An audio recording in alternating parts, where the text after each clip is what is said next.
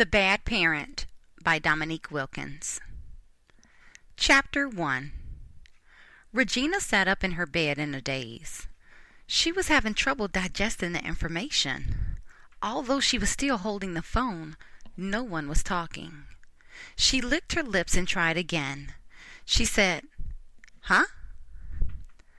The voice repeated itself. "Dave's got a gun. My son just told me that he took it to school with him. You've got to go up there and stop him." Hearing the message a second time, she was finally able to choke out a response. Okay, thank you," before she hung up. Her thoughts were racing a mile a minute to answer the burning question inside of her. How did they get here? Regina was an attractive young woman who fell in love with an average-looking man named David. He wasn't an upstanding pillar of the community.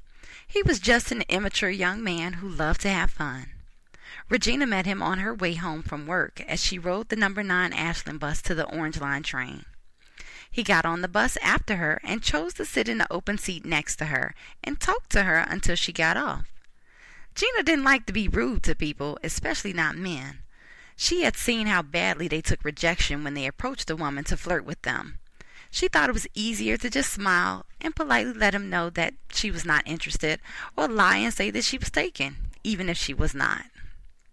This guy was obviously not on his way to work, but didn't appear to be homeless.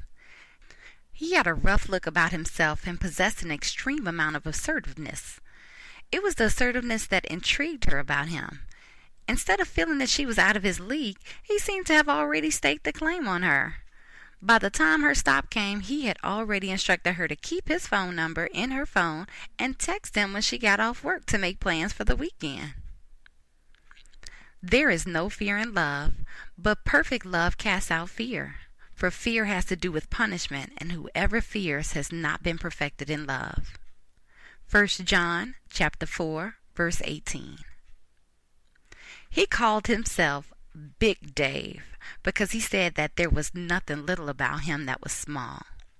She chuckled to herself at that corny line all day. She walked to the train station in her 3-inch heels, business suit, and designer handbag, oblivious of the world around her. Her thoughts were consumed with Big Dave. She felt the urge to text him as soon as she got off of work.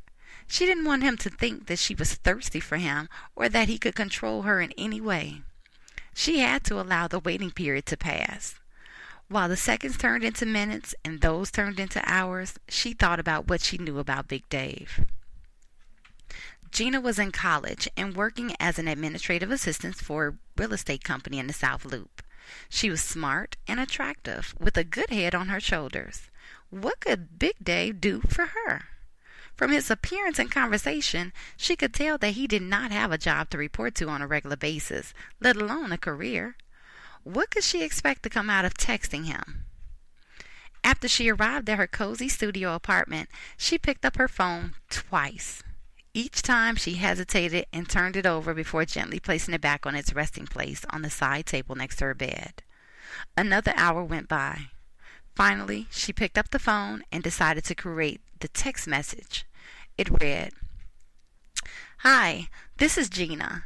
You asked me to text you this evening." He immediately replied, "What took you so long? Playing hard to get?" She was caught off guard with his straightforwardness. She was trying to think of a proper response when he texted again. "You're cute and you know it, but it don't take a lot of thought to decide if you want breakfast. Do you want to meet me at the IHOP on Saturday at 10 in the morning?" She decided to be straightforward too, so she responded, "Sure. If you're treating, I'm eating." He texted back, "Cool. See you there."